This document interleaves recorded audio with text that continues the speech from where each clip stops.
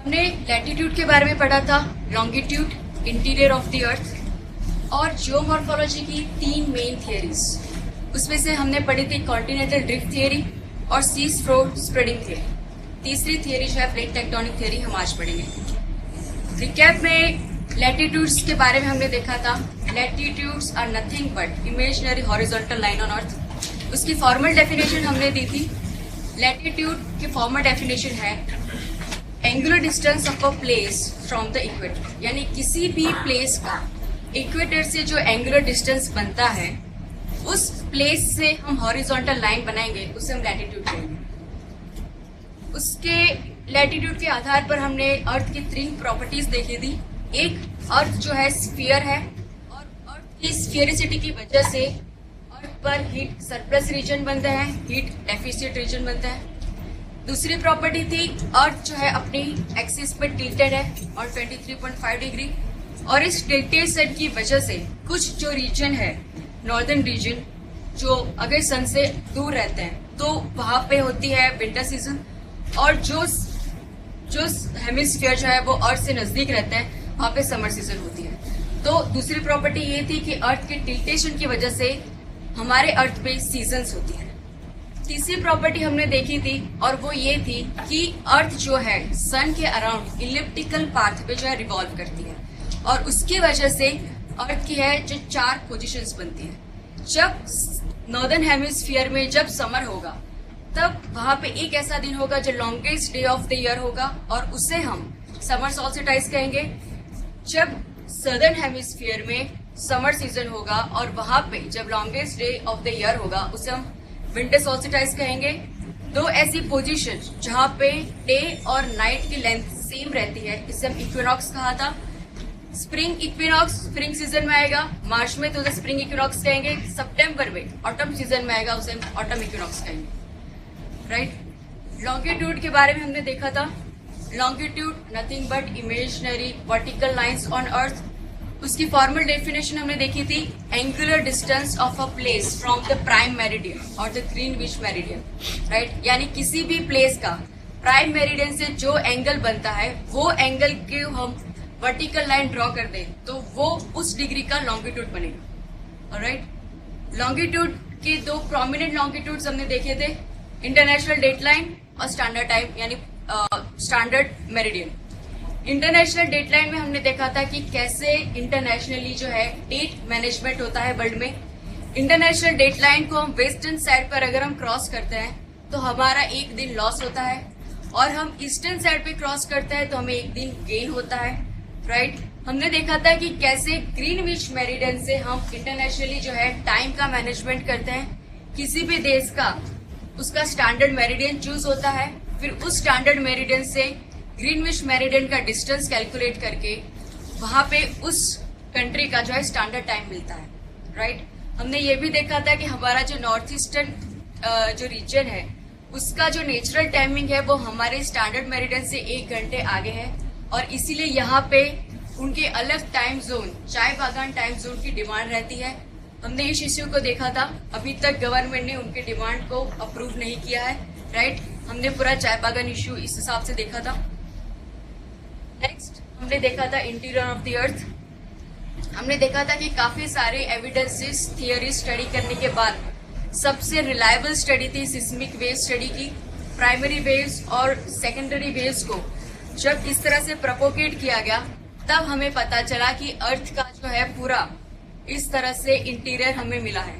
हमें पता चला पी वेव और एस वेव के प्रोपोगेशन की वजह से हमें पता चला कि जो फर्स्ट लेयर है अर्थ का beneath this continental and oceanic crust जो था ब्रिटल एंड सॉलिड लिथोस्फीयर, उसके नीचे का जो लेयर था वो सेमी मोल्टन था, सेमी प्लास्टिक, सेमी लिक्विड भी, सेमी सॉलिड कह सकते हैं। उस लेयर को हमने एस्थेनोस्फीयर कहा।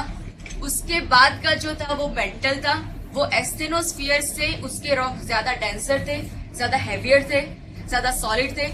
उसके बाद इस लेयर में जिसे हम आउटर कोर कहते हैं वहां पे जो एस वेव था, सिस्मिक वेव, सेकेंडरी वेव, वो पास नहीं हो पाया, इसलिए हमें पता चला कि आउटर कोर जो है हमारा लिक्विड है। उसके बाद इनर कोर जो है वहां पे पी वेव की स्पीड सबसे ज्यादा हो गई, इसलिए हमें पता चला कि पी वेव ये जो इनर कोर है वो सॉलिड है, राइट। तो इस तरह से सिस्मिक वेव स्टडी से हमें इंटीरियर के लेयर्स के बारे में पता चला। उसके बाद क्रस्ट पे मिलने वाले 3 मेन टाइप्स ऑफ रॉक्स के बारे में हमने जाना और उनकी साइकिल के बारे में जाना। 3 मेन टाइप्स है, इग्नेसियस रॉक, मेटामॉर्फस रॉक और सेडिमेंट्री रॉक्स। हमने देखा कि किस तरह से मैग्मा का सॉलिडिफिकेशन और कंडेंसेशन होके इस तरह से इग्नेसियस रॉक बना, और यही इग्नेसियस रॉक अगर फिर से अर्थ के इंटीरियर में चला जाता है तो इंटेंस प्रेशर और टेम्परेचर कंडीशन में उसका पूरा केमिकल कंपोजिशन चेंज हो जाता है, और इससे उस रॉक को हम कहेंगे मेटामॉर्फस रॉक। फिर ये मेटामॉर्फस रॉक और दोनों ही रॉक, इग्नेसियस रॉक, अगर अर्थ के सरफेस पर आएंगे थ्रू अपलिफ्टमेंट या इरोजन एक्सपोज होते हैं, तब उनका होता है इरोजन। इरोजन होने की वजह से इन रॉक्स जो है वो ब्रोकन अपार्ट हो जाएंगे, उनका कन्वर्जन रॉक में से स्टोन, पेबल्स और सैंड के ग्रैन्यूल्स में हो जाएगा। ये सैंड के जो ग्रैन्यूल्स है लेयर बाय लेयर इकट्ठे होते जाएंगे।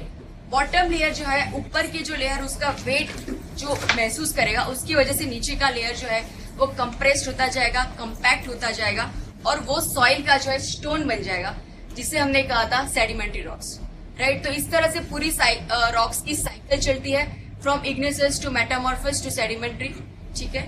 वो हमने लास्ट टाइम देखा था। हमने तीनों रॉक्स की प्रॉपर्टीज भी देखी थी, तीनों की क्या प्रॉपर्टीज होती है। सेडिमेंट्री रॉक्स में सिर्फ फॉसिल पाए जाते हैं, इग्नेसियस रॉक और मेटामॉर्फस में फॉसिल एविडेंसेस नहीं होते, राइट। हमारी main 3 theories, continental drift theory, sea floor spreading theory और plate tectonic theory. Continental drift theory हमने देखा था वैगनर, अल्फ्रेड वैगनर जो था वो दुनिया में सबसे पहले था जिसने ये कहा कि कॉन्टिनेंट्स जो आज जिस जगह पे है वो पहले वहां पे नहीं थे। वहां पे अर्थ पे सबसे पहले एक पेंजिया करके बड़ा सा एक सुपर लैंड मास था, सुपर कॉन्टिनेंट था, और एक ही ओशन था, पैंथालाजा। और अराउंड मिड मेसोजोइक एरा के दौरान ये जो पूरा लैंडमास था उसमें टुकड़े हो गए, इट वॉज ब्रोकन अपार्ट, और उसके टुकड़े अलग अलग जगह पे ड्रिफ्ट अपार्ट हो गए, आज जिस पोजीशन पे पहुंचे वहां पे पहुंचे। तो ये सबसे पहली बात जो है वो अल्फ्रेड वैगनर ने बताई थी, राइट। उसने और भी बताया था कि जो कॉन्टिनेंटल मास है वो सियाल का बना है, ओशनिक पार्ट है सीमा का बना है, और कॉन्टिनेंटल पार्ट जो है वो ओशनिक पार्ट पे फ्लोट करता है। लेकिन ये जो पूरी थियरी थी अल्फ्रेड वैगनर की, उसने काफी सिर्फ डिस्क्राइब किया है। उसने ये बताया कि कॉन्टिनेंट्स पहले टुकड़े हुए, अलग अलग जगह पे पहुंचे, लेकिन इसके सिर्फ उसने एविडेंस दिया है कि उसको प्रूव करना था कि ऐसा हुआ था। लेकिन उसके पीछे जो फोर्स था, क्यों ये सारे लैंडमासेस टुकड़े हुए, क्यों अलग अलग जगह पे उन्होंने ट्रैवल किया, ये वो मैकेनिज्म जो था उसके पीछे का वो एक्सप्लेन नहीं कर पाया। मैंने लास्ट लेक्चर बताया था कि जब उससे बहुत प्रेशर बना कि आप बताइए कि क्यों ये सारे लैंडमासेस अलग अलग जगह पे ट्रैवल किए, तब उसने बताया कि शायद gravitational pull of sun and moon जो है उनके पुलिंग की वजह से शायद ये लैंडमास का टुकड़े हो गए और अलग अलग जगह पे पहुंचे। लेकिन हम जानते हैं कि gravitational pull of sun and moon इतने स्ट्रांग नहीं है कि पूरे इतने बड़े लैंडमास को वो ब्रेक कर पाए और अलग अलग जगह पे पहुंचा पाए, राइट। इवन मैंने ये भी बताया था कि जैफरी करके एक ज्योग्राफर ने ये भी बोला था कि अगर gravitational pull of sun and moon इतने स्ट्रांग होते तो अर्थ रोटेट करना ही बंद कर देती, राइट। तो उसकी जो थियरी थी उसकी सबसे बड़ी लिमिटेशन ये थी कि उसने ड्राइविंग फोर्स जो है वो समझा नहीं पाया। सियाल और सीमा का जो उसका कंसेप्ट था वो भी पुराना था, आउटडेटेड था। हम आज जानते हैं कि किस तरह से हमारे लेयर्स बने हैं, राइट। सियाल और सीमा नाम की जो कंसेप्ट है वो आउटडेटेड हो चुका है। उसके 4 एविडेंसेस देख लेते हैं, वो इस थियरी के सबसे इंपॉर्टेंट पार्ट है। वैसे उसने बहुत सारे एविडेंसेस दिए हैं, हमें सिर्फ 4 याद रख लेते हैं तो बहुत है, बिकॉज मैक्सिमम 10 मार्क्स में ये क्वेश्चन आ सकता है। मैं देखा था मेंस 2013 में क्वेश्चन आ भी चुका है। उसका सबसे पहला जो एविडेंस था कि कॉन्टिनेंट्स की जो कोस्ट लाइन है, अगर उसको हम इस तरह से एक दूसरे के पास रखें तो एग्जैक्टली वो मैच हो जाती है एज अ जिग्जॉ फिट। ये बताती है कि पहले किसी एक लैंडमास का वो पार्ट रही होगी और उससे अलग अलग पार्टीशन होके वो आज अलग हुए हैं। उसका दूसरा एविडेंस था, उसने बहुत सारी जगहों के रॉक्स के एविडेंसेस लिए, सैंपल्स लिए, उनको स्टडी किया, एज कंपोजिशन स्टडी की, और उसने देखा कि ये जो रीजन है एक दूसरे से मिलियंस ऑफ माइल्स अपार्ट है, फिर भी उनके जो रॉक्स है यहाँ पे, नॉर्थ अमेरिका के रॉक्स हो या ग्रीनलैंड के रॉक्स या वेस्टर्न यूरोपियन रॉक्स, उनमें काफी हद तक सिमिलैरिटी है उनके एज में, उनकी कंपोजिशन में। ये बताता है कि ये पूरा रीजन पहले एक ही लैंडमास का पार्ट रहा होगा, राइट। उसका तीसरा जो एविडेंस था वो था फॉसिल एविडेंस। कुछ ऐसे फॉसिल के एविडेंसेस पाए गए हैं इन दोनों लैंड में से या इन सभी लैंड में से कि वो सिर्फ इसी जगह पे पाए गए हैं और अर्थ में कहीं और नहीं पाए गए। और अगर ये सारे लैंड मासेस आज जिस जगह पे है उस जगह पे होते तो ये भी पॉसिबल नहीं था कि ये जो इंसेक्ट है इतना छोटा है कि साउथ अमेरिका से अफ्रीका जाने के लिए पूरा वो ओशन तैर के फिर वो अफ्रीका पहुंचता और फिर तैर के इंडिया पहुंचता। वो पॉसिबल नहीं था। दूसरी चीज ये भी पॉसिबल नहीं थी कि ये जो सारे फॉसिल एविडेंसेस, जो इंसेक्ट है, जो भी ऑर्गेनिज्म है, उनका दोनों ही लैंड पे एक ही साथ एक ही तरह का इवोल्यूशन भी होना एक ही टाइम पे, ये भी पॉसिबल नहीं है। इसीलिए ये जो सारे फॉसिल जो पाए गए, यानी कि ये ऑर्गेनिज्म पहले इसी लैंड पर रहते होंगे और ये पूरा जो लैंड है एक ही लैंडमास का पार्ट रहा होगा और इसीलिए उनके ट्रैवलिंग पाथ हमें इस तरह से मिलते हैं, राइट। ये था उसका तीसरा एविडेंस। उसका फोर्थ एविडेंस पैलियोक्लाइमेटिक एविडेंस।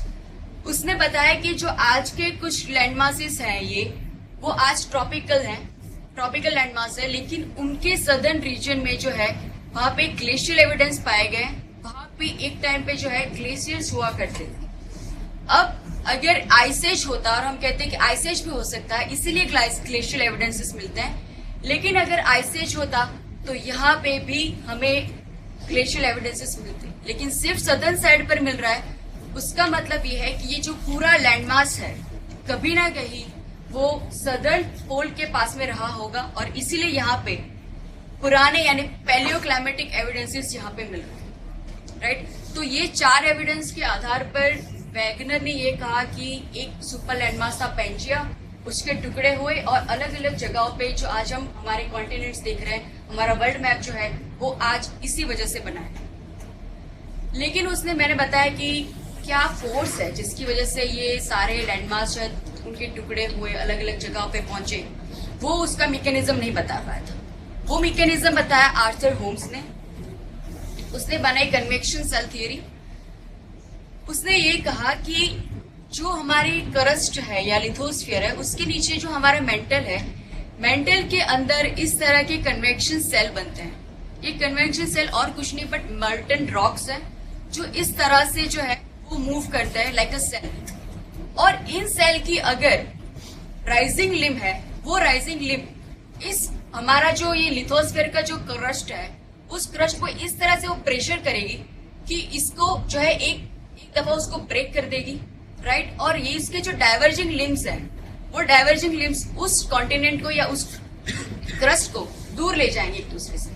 तो वैगनर ने जो कहा कि अलग अलग लैंडमार्क जो है वो एक दूसरे से टूटे कैसे, दूर कैसे हुए, तो उसने ये बताया कि because of this convection cell जब भी नीचे होता है उसके ऊपर की क्रस्ट जो है वो ब्रेक हो जाती है और उसके डाइवर्जिंग लिम्ब की वजह से वो क्रस्ट जो है वो एक दूसरे से दूर हो जाएगी। और उसी कन्वेक्शन सेल का जो कंप्लीशन जहां पे होता है यानी कि ये डिसेंडिंग लिम्ब्स जो है उसके ऊपर की क्रस्ट को एक दूसरे से नजदीक लाती है। उन दो क्रस्ट के बीच में कोलिशन होता है, जैसे इंडिया और यूरेशिया का कोलिशन हुआ। इस तरह से कोई भी क्रस्ट जो है अगर वो डाइवर्ज हो रही है तो उसके नीचे होगी rising limb of connection cell. अगर कोई भी प्लेट एक दूसरे से नजदीक आ रही है तो उसका मतलब है उसके नीचे होगी descending limb of connection cell, right. तो ये कन्वेक्शन सेल थियरी से आर्थर होम ने, जो वैगनर ने नहीं बता पाया था, वो ड्राइविंग मैकेनिज्म जो है उसने बताया। हमारी थियरीज का सेकंड पार्ट जो था सी फ्लोर स्प्रेडिंग थियरी। हमने देखा था कि 1950s में जो ओशनोग्राफर्स या जोग्राफर्स ने ये ओशन मैपिंग की, तब ओशन के कई सारे लैंडफॉर्म्स उन्होंने स्टडी किए और उन मैपिंग के दौरान उनके सामने 3 क्वेश्चन सामने आए थे जो उनके आंसर उस टाइम पे वो नहीं दे पाए थे। फर्स्ट क्वेश्चन ये था, जब उन्होंने ओशन के सारे रॉक्स की एज उन्होंने स्टडी की तब उन्होंने जाना कि किसी भी ओशन का कोई भी रॉक मिड मेसोजोइक एरा से पुराना नहीं है। मिड मेसोजोइक एरा यानी वही एरा जहां पेंजिया जो है वो ब्रोकन अपार्ट हुआ था। इसका मतलब ये है कि उससे पहले का ओशन क्रस्ट हमारे आज वर्ल्ड में अवेलेबल नहीं है। अगर नहीं है तो क्यों नहीं है? सेकंड क्वेश्चन ये अराइज हुआ कि जो उन्होंने मिड ओशनिक रिच नाम का जो लैंडफॉर्म फाइंड किया था, उसके मिडल पॉइंट पे यहाँ पे जो रॉक्स पाए गए वो बाकी सारे रॉक से सबसे यंगेस्ट थी एज में। और जैसे ही हम इस मिड ओशनिक रिज से दूर दूर जाते हैं बोथ द साइड्स, तो उनके रॉक्स की एज धीरे धीरे धीरे बढ़ती जाती है। तो ऐसा क्यों होता है? This was the second question. Third question ये था कि जो सी माउंट्स या सी हिल्स या ग्योर्ड्स जो पाए जाते हैं ओशन फ्लोर बॉटम पे, वो जब भी ट्रेंच आती है तब डिफॉर्म या डिस्ट्रॉय क्यों हो जाते हैं? ये तीनों क्वेश्चन के आंसर दिए थे दो जोग्राफर्स, हेनरी हेस और डायट्स। हेनरी हेस और डायट्स ने आर्थर होम की जो कन्वेक्शन सेल थियरी थी उसको यूज करके इन सारे क्वेश्चंस का आंसर दिया है। उन्होंने कहा कि जो मिड ओशनिक रिज है, जहां पे हमने देखा कि सबसे यंगेस्ट रॉक पाए जाते हैं, उसके नीचे जो होगी कन्वेक्शन सेल की राइजिंग लिम होनी चाहिए। उससे क्या होगा कि ये राइजिंग लिम जो ओशन क्रस्ट है उस पर प्रेशर करेगी, उसे ब्रेक करेगी और यहाँ पे जो होगा वल्केनिज्म होगा और मोल्टन रॉक्स यहाँ पे बाहर आएंगे। ये रॉक्स नए रॉक्स होंगे। उसपे ये जो पूरी ओशन की प्लेट है हमारी ओशन क्रस्ट, उस ओशन क्रस्ट को कन्वेक्शन सेल की जो डाइवर्जिंग लिम है उसे उस ओशन क्रस्ट को इस तरह से स्प्रेड करेंगे, उसे वहां से एक दूसरे से दूर करेंगे। एक दूसरे से दूर होने के कारण यहाँ पे जो स्पेस बचेगी उस स्पेस को फिलअप करेगा यहाँ का वॉल्केनिज्म। यहाँ से आए हुए मोर्टल रॉक्स यहाँ पे आएंगे, डिपोजिट होंगे, एक्यूमुलेट होंगे और ठंडे होंगे। और इसकी वजह से यहाँ पे जो है नया ओशनिक क्रस्ट डेवलप होगा और यहाँ पे जो है ओशन क्रस्ट इस तरह से स्प्रेड होता जाएगा। यहाँ पे नया क्रस्ट जो है ओशनिक क्रस्ट बनता जाएगा।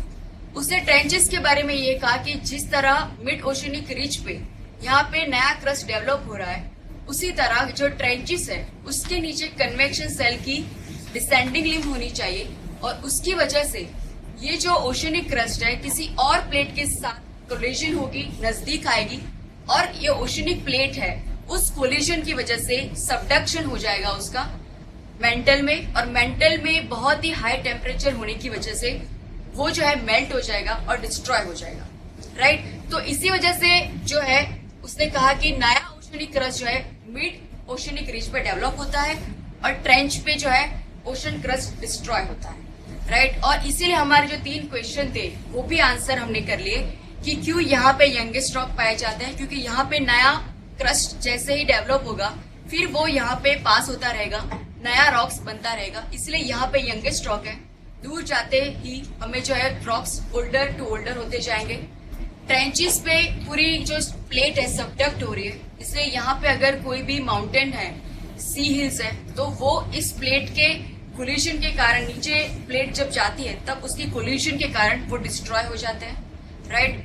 और ये पूरी ओशन क्रस्ट की जो साइकिल है it is around 300 billion years, यानी कि एक अगर नई प्लेट जो है यहाँ पे क्रिएट होती है उसे पूरा डिस्ट्रॉय होने के लिए अराउंड 300 बिलियन ईयर्स का टाइम लगता है, राइट। और इसीलिए मिड मेसोजोइक एरा जो है वो अराउंड 300 बिलियन ईयर्स पुराना है। तो उससे पहले की जो ओशनिक क्रस्ट है वो इस तरह से यहाँ पे डिस्ट्रॉय हो चुकी है, इसीलिए आज हमें कोई भी ओशनिक क्रस्ट 300 बिलियन ईयर्स या मिड मेसोजोइक एरा से पुरानी नहीं मिलती। तो इस तरह से हेनरी हेस और डायट्स ने जो क्वेश्चंस उठे थे सीज फ्लोर स्प्रेडिंग और सीज फ्लोर मैपिंग के दौरान वो उसको उन्होंने आंसर किए।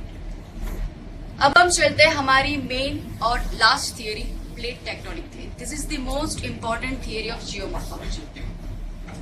ये थियरी जो है हमने देखा कि कन्वेक्शन सेल थियरी या कॉन्टिनेंटल ड्रिफ्ट थियरी या सीज फ्लोर स्प्रेडिंग थियरी, उन्होंने एक लिमिटेड इंफॉर्मेशन दी है। कॉन्टिनेंटल ड्रिफ्ट ने सिर्फ इतना ही कहा है कि कॉन्टिनेंट जो है एक बार टूटे थे, अलग अलग हुए थे। सीज फ्लोर स्प्रेडिंग थियरी में सिर्फ सी फ्लोर की बात की गई है, मिड ओशनिक रिज क्या होती है, ट्रेंचेस क्या होती है। लेकिन उन थियरी के बावजूद कई सारे अनआंसर्ड क्वेश्चन जो थे वो ज्योग्राफर्स के सामने थे। एक ये था कि हमारे अर्थ पे माउंटेन्स कैसे बनते हैं, वो क्यों है, किस लिए वो बने, अर्थ पर अर्थक्वेक्स क्यों आते हैं, उनके पीछे का रीजंस क्या है, अर्थ पर जो है वोल्केनिज्म क्यों होता है, उसके पीछे का रीजंस क्या है। तो ये सारे अभी भी जो अनआंसर्ड क्वेश्चंस थे वो इस थियरी ने दिए। ये जो थियरी है वो किसी एक या दो जोग्राफर्स का काम नहीं है। बहुत सारे जोग्राफर्स, साइंटिस्ट, डिफरेंट डिसिप्लिन्स और जो फील्ड्स हैं उनमें से सारे साइंटिस्ट ने इकट्ठा होकर मिलकर ये थियरी बनाई है। और ऐसा कहा जाता है कि 1960s के दौरान जो भी सबसे बिगेस्ट साइंटिफिक अचीवमेंट थी वो ये प्लेट टेक्टोनिक थियरी थी। ये थियरी दो बेसिक साइंटिफिक एविडेंस पर डिपेंडेड है। एक हमने देखा सी फ्लोर स्प्रेडिंग थियरी पर डिपेंडेड है और दूसरा है पैलियोमैग्नेटिज्म, वो भी हमने लास्ट टाइम देखा था। तो इन दोनों एविडेंस के आधार पर जो है जोग्राफर्स ने, साइंटिस्ट ने ये थियरी बनाई। This is the most latest and most accepted theory. पहले हम जानते हैं प्लेट टेक्टोनिक थियरी, यानी सबसे पहले हम जानते हैं प्लेट्स क्या होती है। हमने लास्ट टाइम देखा था कि जो हमारी कॉन्टिनेंटल क्रस्ट होती है अराउंड 40 to 60 किलोमीटर उसका ये हाइट होती है। उसके साथ होती है ये ओशनिक क्रस्ट, उसका जो है हाइट अराउंड 1 to 2 किलोमीटर होता है। उसके नीचे जो अपर मेंटल का ये पोर्शन है जिसे हमने कहा था हार्ड ब्रिटल लेयर, लिथोस्फीयर, ये तीनों चीज मिलके उनका कंबाइंड नेम दिया गया है लिथोस्फीयर। तो ये जो पूरी लिथोस्फीयर है उसके कुछ चंक्स होते हैं, उसके जो पार्ट्स होते हैं उसे हम प्लेट्स कहते हैं। यानी अगर किसी प्लेट के बारे में बात कर रहे हैं तो उसमें वो तीनों चीजें होगी, ओशनिक क्रस्ट, कॉन्टिनेंटल क्रस्ट और नीचे का लिथोस्फीयर। वो तीनों चीज मिलके जो है प्लेट बनती है। और ये प्लेट जो है नीचे जो हमने कहा था सेमी मोल्टन और प्लास्टिक जो लेयर है एस्थेनोस्फीयर, उस पर फ्लोट होती है, राइट। और ये जो लिथोस्फीयर है यानी हमारी लिथोस्फीयरिक प्लेट्स है, ऐसा फर्स्ट जो टाइम जिसने टर्म दी वो था जेटी विल्सन। उन्हें फर्स्ट टाइम प्लेट ऐसा नाम दिया। प्लेट्स जो होती है वो तीन टाइप्स की होती है, एंटायरली ओशनिक होती है, एंटायरली कॉन्टिनेंटल भी हो सकती है, या उसमें कॉन्टिनेंट्स और ओशन की क्रस्ट दोनों ही पाई जाती है। यहाँ पे हम फिगर देख सकते हैं, let me show the figure. हम यहाँ पे देख सकते हैं ये सारी प्लेट्स है, different colours indicates the different plate, ठीक है। यहाँ पे 6 मेजर प्लेट्स हमारे अर्थ पर पाई जाती है। नॉर्थ अमेरिकन प्लेट, यहाँ पे southern American plate, Pacific plate, Eurasian plate and Indo Australian plate, Antarctic plate. तो ये जो है 6 मेजर प्लेट्स हैं। उसके अलावा जो छोटी छोटी ऐसी 20 माइनर प्लेट्स हमारे अर्थ पर पाई जाती है। अब मैं कुछ इंपॉर्टेंट फैक्ट्स बताना चाहती हूँ। ये फैक्ट्स डायरेक्टली आपको प्रीलिम में नहीं आ सकते, लेकिन इस फैक्ट्स के जरिए आपको ये थियरी समझने में आसानी होगी और ज्यादा क्लियरिटी बढ़ेगी आपकी। ये जो फैक्ट्स है वो आपको वल्केनिज्म जब मैं पढ़ाऊंगी तो उसमें भी काम है, उसकी अंडरस्टैंडिंग बढ़ेगी, ठीक है। अब ये फैक्ट्स इस तरह के हैं जो कि हमारा जो इनर है, इनर कोर, मैंने कहा था वो सॉलिड है, वो एक्चुअली बना है आयरन और निकल का। उसके ऊपर का जो हमारा आउटर कोर है जो लिक्विड है वो आयरन, निकल और सिलिका का बना हुआ है। और हमारा जो मेंटल है वो एक रॉक्स का बना हुआ है जिसे हम कहते हैं ऑलिवाइन रॉक्स। और जो हमारा ओशनिक क्रस्ट है, only crust, this crust, thin crust, वो है वो बेसाल्टिक रॉक से बना हुआ है। और एक कॉन्टिनेंटल क्रस्ट है वो ग्रेनाइट और एंडेसिटिक रॉक्स का बना। और मैं कुछ बताना चाहूंगी, ये जो 4 रॉक्स हैं, Olivine, basalt, andesite and granite, उनके मैं कुछ प्रॉपर्टी बताना चाहती हूँ। मैकेनिकली याद रखिए कैसे ये होता है। ऑलिवाइन जो है वो हैवीएस्ट रॉक है, ऑब्वियसली इन चारों में सबसे हैवीएस्ट होगा। मैंने बताया था कि अर्थ पर जो हैवीएस्ट एलिमेंट, जैसे हम डेप्थ में जाते हैं डेंसिटी बढ़ती जाती है, तो ये रॉक जो है इंटीरियर का रॉक है। तो इन तीनों में से, तो वो इन चारों रॉक्स में से वो सबसे हैवीएस्ट रॉक होगा। Olivine is the heaviest, basalt उससे कम हैवी है, एंडेसाइट उससे भी कम हैवी है और ग्रेनाइट इज द लाइटेस्ट, ठीक है। इस तरह की उनकी लेयर्स हैं। ऑलिवाइन जो है वो हाईली फ्लूइड है, यानी कि ऑलिवाइन को अगर गर्म करके मेल्ट किया जाए, सपोज मैं इस टेबल पर उसको गर्म करके मेल्ट करूंगी तो इतना फ्लूइड होगा कि बहुत ही स्पीड से वो नीचे गिर जाएगा, ठीक है। और इसके कंपेयर में अगर मैं बेसाल्ट को गर्म करूंगी तो उसकी स्पीड जो होगी फ्लो होने की उससे कम होगी ऑलिवाइन से। मैं आपको इस एग्जाम्पल से वो समझाना चाहूंगी। Suppose I take olivine as a mercury, mercury जिस स्पेस से फ्लो करती है, और बेसाल्ट को मैं लूंगी पानी, वो किस फ्लो की स्पीड से वो फ्लो करेगी। Andesite I will take as a honey, वो अगर हनी को यहाँ से गिरे, अगर मैं गिराऊं, मर्क्यूरी को गिराऊं और पानी को गिराऊं, तो तीनों की जो स्पीड होगी फ्लो होने की वो हम देख सकते हैं कि मर्क्यूरी सबसे फास्टेस्ट होगा, then the water and then the honey. और ग्रेनाइट को मैं कोल्ड वैक्स की तरह लूंगी कि वो सबसे विस्कस है, वो जल्दी जो है फ्लूइड नहीं है वो तब हो पाता, राइट। तो ऑलिवाइन जो है सबसे ज्यादा फ्लूइड है, सबसे ज्यादा मोबाइल है, उसके बाद कम मोबाइल बेसाल्ट, उसके बाद कम मोबाइल एंडेसाइट और उसके बाद ग्रेनाइट। एक और चीज इन 4 रॉक्स के बारे में ये है कि ऑलिवाइन कुछ टेम्परेचर से ज्यादा अगर उसे मेल्ट किया जाए तो बेसाल्ट में कन्वर्ट हो जाता है, बेसाल्ट उसी तरह एंडेसाइट में कन्वर्ट हो जाता है और एंडेसाइट जो है ग्रेनाइट में कन्वर्ट हो जाता है। जब पूरी थियरी पढ़ेगी तब आपको इन 4 रॉक्स की जो मैं क्यों बता रही हूँ वो समझ में आएगा आपको। प्लेट्स जो मैंने बताया कि लिथोस्फीयर के छोटे छोटे चंक्स जो है हमें उसे प्लेट्स कहते हैं, वो प्लेट्स जो है अर्थ पर हमारी जो बनी हुई है उनमें इंटरेक्शंस होते रहते हैं। नीचे कन्वेक्शन सेल है, उनकी राइजिंग लिम्ब है, डिसेंडिंग लिम्ब्स है, इनकी वजह से वो डाइवर्ज होता है, कन्वर्ज होता है। तो इस इंटरेक्शन की जो टाइप्स हैं उसे 3 टाइप्स में उन्होंने डिवाइड किया है। एक है डाइवर्जेंट बाउंड्री, यानी कि 2 प्लेट्स जो है एक दूसरे से डाइवर्ज हो रही है, अलग जा रही है, तो उसे हम डाइवर्जेंट बाउंड्री कहेंगे। अगर 2 प्लेट्स जो है एक दूसरे से कन्वर्ज हो रही है, एक दूसरे से नजदीक आ रही है, कोलिजन हो रहा है उनके बीच में, तो उसे कन्वर्जेंट बाउंड्री कहेंगे। अगर 2 प्लेट ना ही एक दूसरे से नजदीक आ रही है या दूर जा रही है, लेकिन एक दूसरे से सिर्फ पास हो रही है, तो उसे हम ट्रांसवर्स बाउंड्री कहेंगे। सिर्फ स्लिप ऑफ पास होगी, उसे हम ट्रांसवर्स बाउंड्री कहेंगे। सबसे पहला इंटरेक्शन अब हम देखते हैं डाइवर्जेंट बाउंड्री। डाइवर्जेंट बाउंड्री में हमने देखा कि जैसा मिड ओशियनिक रीच में होता है, डाइवर्जेंट बाउंड्री तभी डेवलप होगी जहां उसके नीचे कन्वेक्शन सेल का राइजिंग लिम्ब होगा और राइजिंग लिम्ब ऊपर के क्रस्ट को ब्रेक करेगा और 2 कॉन्टिनेंट्स को डाइवर्ज करेगा, राइट। तो डाइवर्जेंट प्लेट बाउंड्री के नीचे हमेशा जो है एक rising limb of convection cell होगा। ओशन पे अगर ये rising limb of oceanic current जो है वो होगी तो हमें मिड ओशनिक रीच मिलेगी। लेकिन अगर कॉन्टिनेंट्स पे होगी तो क्या होगा? हमने देखा ओशनिक क्रस्ट जो है उसके नीचे कन्वेक्शन सेल की राइजिंग लिम्ब होगी, यहाँ पे वोल्केनिज्म होगा, बेसाल्टिक जो है बाहर आएगा। नीचे इंटरव्यू मैंने कहा था ऑलिवाइन रॉक्स होता है। ऑलिवाइन रॉक्स जब ऊपर आता है एक टेम्परेचर से ज्यादा उसका मेल्टिंग हो जाता है और जब बाहर आता है तब वो बेसाल्ट बन जाता है।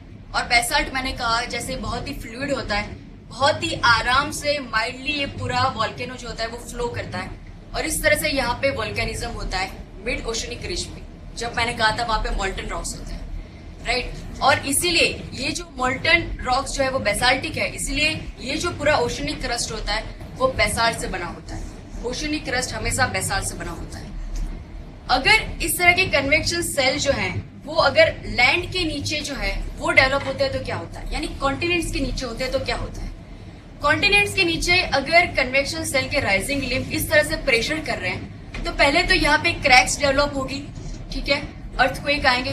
फिर यहाँ पे वो कन्वेक्शन सेल और भी ज्यादा एक्टिव रहा तो वो कन्वेक्शन सेल जो है उसको इस तरह से हमारे कॉन्टिनेंट्स को डाइवर्ज करने का ट्राई करेगा, 2 पार्ट्स में डिवाइड करने का ट्राई करेगा और बीच में जो है इस टेंसाइल फोर्स की वजह से बीच में जो है एक डिप्रेशन क्रिएट होगा और इस डिप्रेशन को हम कहेंगे रिफ्ट वैली, ठीक है। ये जो है उसका दूसरा स्टेज।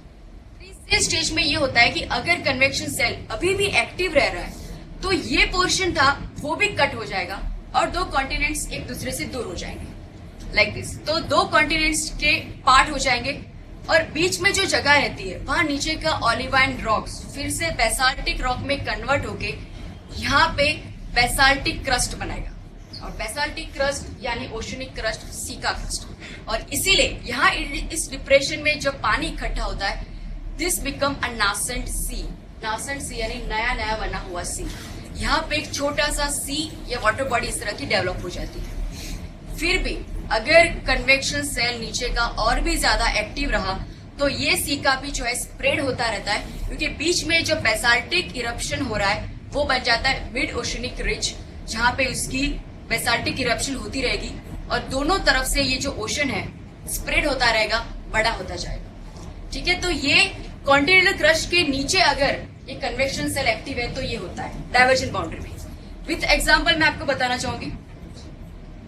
पहले हमने देखा 3 फेजेस हैं। रिफ्ट वैली क्रिएट होती है पहले, उसके बाद नासेंट सी यानी नया सी बनता है, उसके बाद अगर वो एक्टिव रहती है तो ओशन बनता है।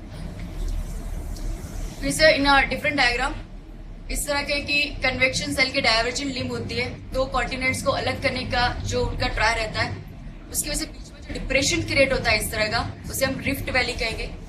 ठीक है, सेकेंड स्टेज में यहाँ पे वॉल्केनिज्म बाहर आएगा, बेसाल्टिक इरप्शन, दो प्लेट्स जो है वो टूट चुकी है, अलग हो चुकी है, और बीच में ओशनिक क्रस्ट जो है वो डेवलप हो चुका है और एक नासेंट सी बन गया है। तीसरे स्टेज में इस तरह से फुल फ्लेज ओशन बनने की शुरुआत हो चुकी है।